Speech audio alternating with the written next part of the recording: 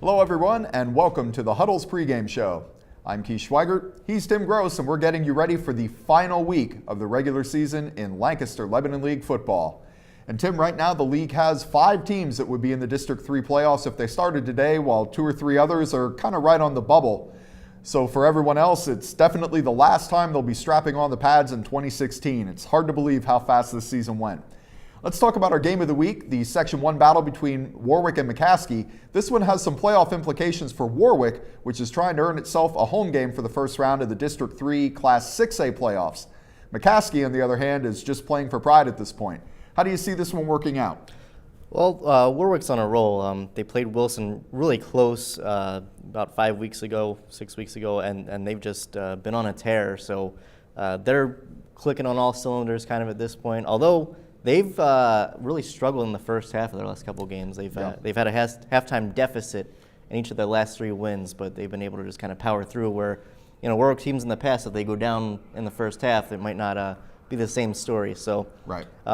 McCaskey, although is no stranger to that situation either, they gave up a quick touchdown to Penn Manor last week and came back and won that game. I think 2 of their 4 games they've had halftime deficits. So, pretty much just don't worry about what happens in the first half and.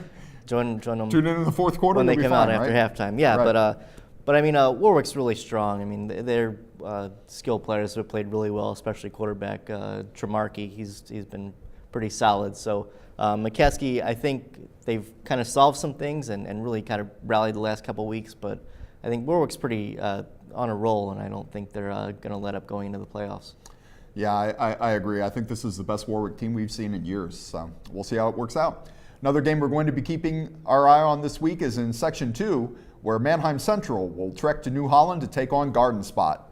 The Barons have a spot in the District 3 5A playoffs locked up and will probably have a home game in the first round as well, no matter what happens this week. But Garden Spot is number 9 in the 5A power rankings, and only 8 teams make the playoffs, so the Spartans need a win here and some help to get in. Do you think they're going to be able to pull it off?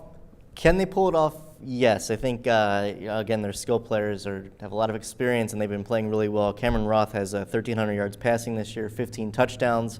Jahad Jeffers missed a couple games, but he's back. He's had another 100-yard rushing game last week. Mac Vogt and Brock Kaufman have both really contributed and made big plays for them all year. So they definitely have the talent, at least on the offensive side of the ball, where they can really put up some points.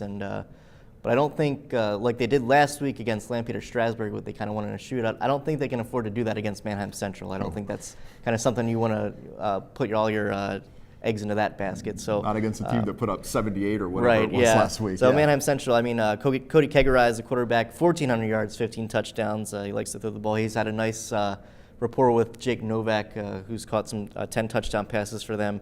And Mannheim Central is playing for a share of the Section 2 title. If Cocalico wins its game against Solanco, they'd share that title.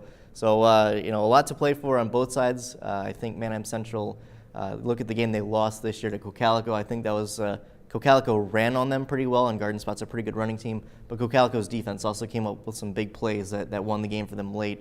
I'm not sure if Garden Spot's defense can repeat that or kind of replicate that in the win. So I look for Mannheim Central to have the advantage, although, Garden Spot, like I said, they won that shootout last week. Maybe they can pull together another late win. All right, well, we'll see what happens. Thank you, Tim. There are a lot of other games to watch this week, and you can follow along with our live Week 10 updates Friday night on Lancaster Online, where we'll be updating the scores and trying to keep the playoff picture in focus as the night goes on. And remember to give us a follow on social media as well. For Tim Gross, I'm Keith Schweigert. Thanks for watching, and we'll see you next time.